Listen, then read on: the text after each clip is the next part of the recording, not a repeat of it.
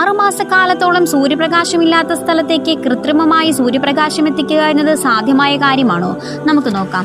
ഇറ്റലിയിലെ വിഗാനല്ലയിൽ സൂര്യപ്രകാശം മാസങ്ങളോളം ഉണ്ടാകില്ല.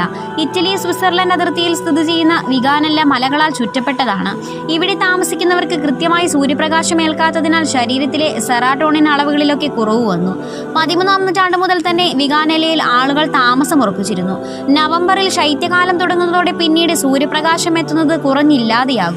പിന്നെ അത് അടുത്ത വേനലിലാകും മാറുക.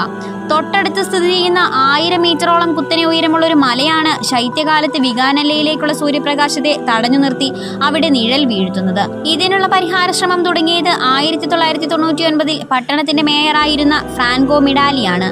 1000 മീറ്റർ ഉയരമുള്ള പ്രകാശത്തെ തടയുന്ന മലയ്ക്ക് അഭിമുഖമായി മറ്റൊരു മലയുണ്ട്. ഈ രണ്ട് മലകളുടെയും അടിവാരത്താണ് വിഗാനല്ല. എതിരായി നിൽക്കുന്ന മലയിൽ 500 മീറ്റർ ഉയരത്തിൽ ഒരു വലിയ കണ്ണാടി സ്ഥാപിച്ചാൽ ശൈത്യകാലത്ത് വിഗാനല്ലയിലേക്ക് പ്രകാശം എത്തിക്കാമെന്നത് എഞ്ചിനീയർ കണക്കുകൂട്ടി. 1 ലക്ഷം യൂറോ ചെലവ് വരുന്നതായിരുന്നു പദ്ധതി.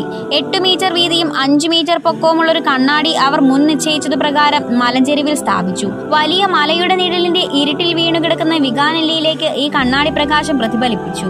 ദിവസം 6 മണിക്കൂറോളം കണ്ണാടി ഇത്തരത്തിൽ പ്രകാശം പ്രതിഫലിപ്പിക്കും. സൂര്യന്റെ ചലനങ്ങൾക്കനുസരിച്ച് ഇതിന്റെ ചലനവും നിയന്ത്രിക്കുവാൻ പ്രത്യേക സോഫ്റ്റ്വെയർ സംവിധാനങ്ങളുണ്ട്. ഇത്തരത്തിൽ പ്രതിഫലിപ്പിക്കപ്പെടുന്ന പ്രകാശം യഥാർത്ഥ സൂര്യപ്രകാശത്തെ പോലെ കരുത്തുറ്റതല്ല. എന്നാൽ വിഗാനല്ലയ്ക്ക് ചൂടും നല്ല വെളിച്ചവും ഇതുവഴി കിട്ടും.